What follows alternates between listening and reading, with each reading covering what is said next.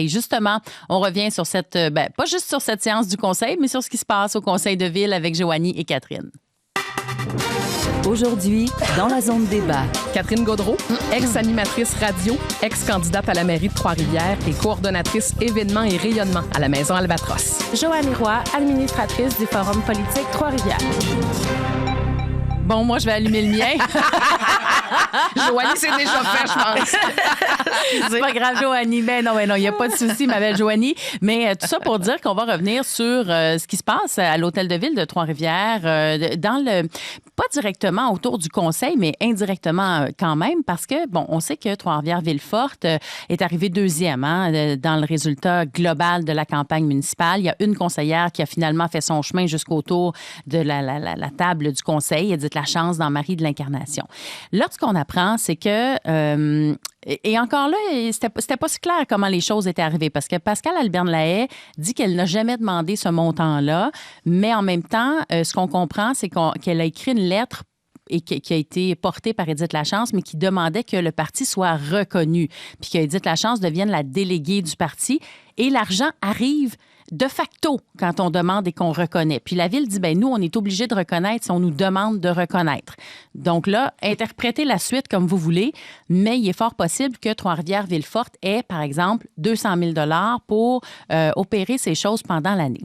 Catherine, sur ce sujet-là, oui. Qu'est-ce que tu en penses? Est-ce que c'est une bonne ou une mauvaise chose? Mauvaise chose. Pourquoi? J'ai un peu de difficulté avec la loi au départ. Moi, je pense qu'on devrait revoir la loi en question. Moi, je pense que ça devrait aller au prorata du nombre de conseillers ou conseillères élus.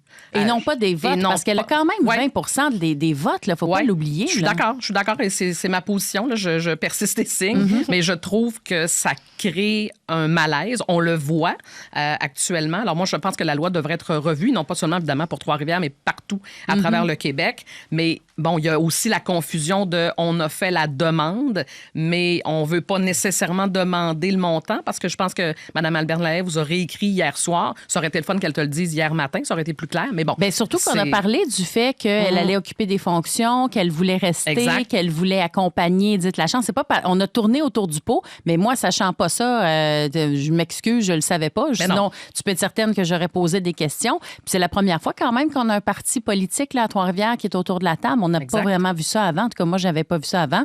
On apprend les choses. Oui. Mais le tiers du budget, c'est beaucoup, Joanie, là-dessus. C'est beaucoup, mais je me dis, tu sais, au final, ça va être intéressant de regarder ce qu'elle va faire avec cette somme-là. Parce que si, connaissant Pascale Alberne-Lahaye, je ne m'attends pas non plus à ce que ça soit du gaspillage. C'est quand même une conseillère qu'on a connue faire beaucoup de recherches. Elle avait bien utilisé ses budgets de conseillère. Donc, je suis rassurée à ce niveau-là, par exemple.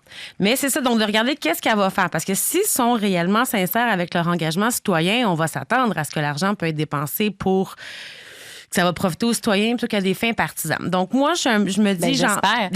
Oui, mais tu sais, je me garde cette espèce de raisonnement de dire, je vais laisser la chance aux coureurs avant de me choquer là-dessus. Mais je comprends 100% de ton point, Catherine, puis c'est la loi, est-ce qu'il faudrait la revoir? Je comprends les gens qui sont outrés de ça. Mais toi, es-tu outrée de ça? Non. Comme je te dis, on dirait que j'ai envie de dire, c'est beaucoup d'argent, j'en conviens, mais... je veux voir qu'est-ce qui va arriver. Si c'est dépensé tout croche, puis qu'au final, je vois pas l'utilité de ça. Là, par exemple, je vais revenir, puis je vais me choquer, puis je vais dire, ben là, non, mais... Mais toi, c'est dans l'utilisation que tu vas voir si c'était pertinent ou non. Catherine, qu'est-ce qu'on fait avec 200 000 $? C'est une bonne question. Qu'est-ce qu'on devrait faire? Oui. On se paye sûrement pas un salaire comme chef, en tout cas. Moi, ça j'aurais beaucoup de difficultés Comme chef de parti, tu veux dire? Absolument. Ou comme chef de cabinet? Comme chef de cabinet, ou parce que la rumeur a circulé. Là. Mme Alberne-Lahaye pourrait utiliser une partie du montant pour se payer un salaire. Moi, ça me rend extrêmement mal à l'aise. Mme Alberne-Lahaye s'est souvent positionnée en faveur des citoyens. Qu'on utilise cet argent-là pour promouvoir les idées du parti. Ça, je suis d'accord avec ça, qu'on travaille qu'on arrive avec des idées constructives, qu'on essaie d'aider aussi d'une certaine façon la Ville à mieux utiliser l'argent. Elle l'a souvent dénoncé. Alors, je pense que ça prend une équipe autour. Moi, je veux pas entendre seulement une chef de parti, mais je veux qu'elle aide sa conseillère. Ça prend une permanence à ce moment-là, Ça prend non? une permanence. Mais moi, ça pourrait être la chef, non? Mais Ben, tu sais, là-dessus, c'est la même chose. Catherine, c'est Édith Lachance, là. On l'entend pas, là. Je veux dire, il y a eu 2 démantèlements dans son district. Elle était où? On l'a jamais entendu. Puis je veux dire, c'est pas faute de l'avoir invitée. Puis quand j'entends Pascal Albernaya dire je vais la coacher, OK, mais à un moment donné, tu sais, on a reproché, on l'a lu dans les dernières semaines qu'on reprochait quand même à Pascal d'avoir trop contrôlé le message en campagne. J'espère qu'elle va pas faire la même chose avec la conseillère. Mettons Mme Lachance en avant. Je comprends qu'elle a peut-être besoin d'accompagnement, que le chef peut rester. Mais là, je me demande juste, on n'est pas en train de faire un écran là, devant, une espèce d'hologramme comme c'est Pascal Albernaya était l'hologramme devant Édith Lachance. Ça, donc, c'est la question que tu poses en traduction libre, ce serait de dire, est-ce qu'elle devient la courroie? Mme Lachance devient-elle la courroie de Pascal Albernaya? Ça, c'est le petit côté. Semble-t-il que non. J'ai posé directement cette question-là hier, puis Mme Albernaya dit non. Mais j'aimerais que Édith Lachance le dise elle-même. On l'entend pas jusqu'à maintenant. Ça, est-ce que c'est normal qu'on n'entende pas Édith Lachance? Non. Tout à fait. Ben, c'est l'élu. Oui. C'est la personne élue. Je ne veux pas faire de peine à personne ce matin. C'est elle qui est élue. Je comprends que Mme Albernaya a récolté quand même un pourcentage intéressant. Elle est la chef du Parti Trois-Rivières-Villeforte, mais elle n'est pas élue. C'est Édith Lachance. Édith Lachance a mené une bonne campagne. Elle a le droit et je pense qu'elle a le devoir de se faire entendre. Il va y en avoir d'autres enjeux et on va devoir l'entendre. Est-ce qu'elle a la liberté de parler? Bien, ça reste à voir. Semble-t-il que oui, mais Mme Alberne-Lahaye m'a garanti que oui. Mais qu'est-ce qui arrive si, par exemple, Édith Lachance décidait de devenir indépendante? Mon Dieu, c'est une bonne question. Là, il perdrait. Là, il aurait pu. Il pourrait plus, dans le fond. Il aurait plus l'argent du cabinet. Si on prend Action Trois-Rivières, je veux dire, ils ont élu personne, ils n'ont pas eu droit à ça. Donc là, on perdrait le 200 000. Ben, mon Dieu, je leur souhaite pas parce que là, ça serait. Faut ça. Ben, si c'est en cours d'année, tu te rembourses-tu le reste? Tu n'auras pas tout le montant. C'est une bonne question pour vrai. C'est la première fois qu'on vit ça, quand même, à Trois-Rivières. Hein? Donc là, il y a plein de questions qui arrivent en cours de route, de réflexion aussi.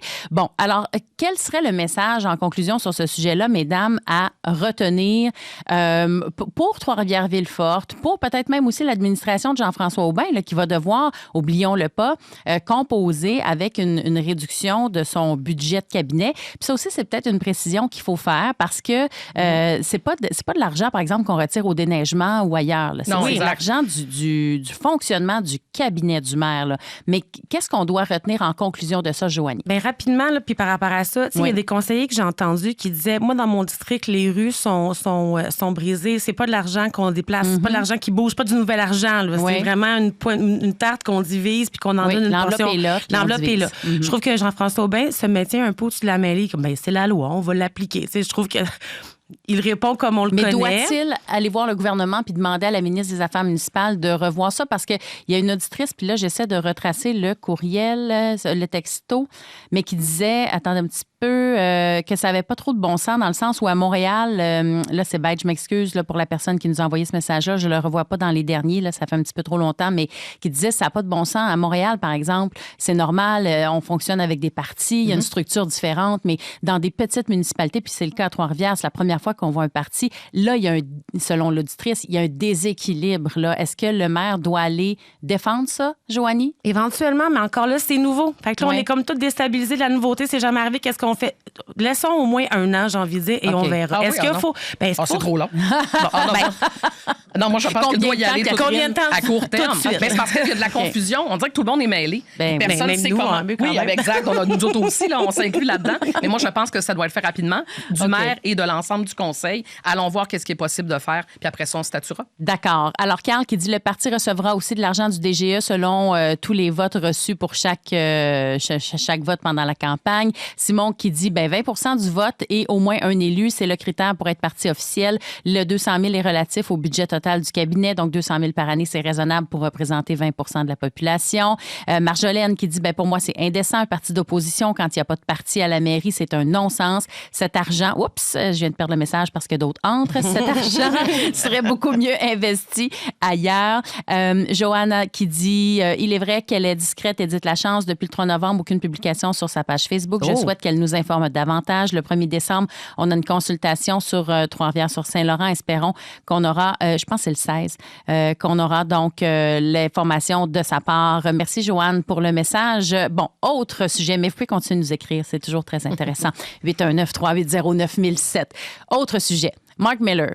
Et là, ça a fait réagir Joanie. Là. Ça n'a pas passé comme une lettre à la poste. Là. Monsieur Miller, qui remplace Stephen Guilbeault aux langues officielles, entre autres, puis qui dit « Je suis tannée du débat sur le déclin du français. » Joanie est rouge. Je pense qu'elle n'a pas décoloré. Non, non.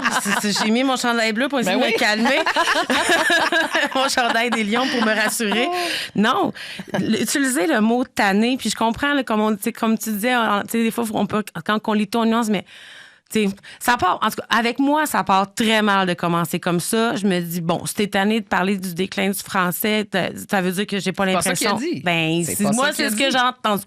Continue. Et c'est ce que bien des gens, la défense de Joanie, ont entendu. Exact. On y reviendra sur la nuance après, là, mais On oui. nuancera, mais ma réaction, là, qui est encore à chaud d'hier, c'est ça. Et tu sais, l'autre chose aussi, quand tu déplores que l'enjeu est rendu identitaire, il y a juste, si la langue n'est pas identitaire, expliquez-moi ce que c'est, M. Miller, parce qu'on n'a pas du tout la même notion de ça.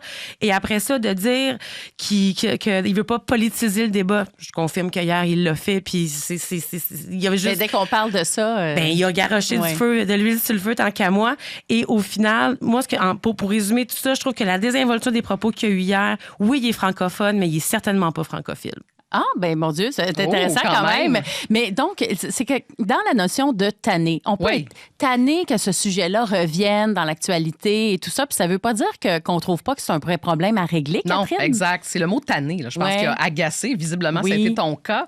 Mais en fait, il est tanné de la politisation de ce dossier-là. Et je m'excuse, mais il a raison. Parce qu'on en fait toujours un dossier politique. La langue est devenue ça, alors que ça devrait pas être le cas. Alors, c'est les mots utilisés. Mais là, t'es pas en train de dire que le français est pas en danger. Non, c'est pas ça du tout. S'il y en a une qui va toujours défendre, moi, je suis capable Moi, je suis allée au centre-ville de Montréal et j'ai exigé qu'on me serve en français. Elle peut être une tigresse, là. Oui.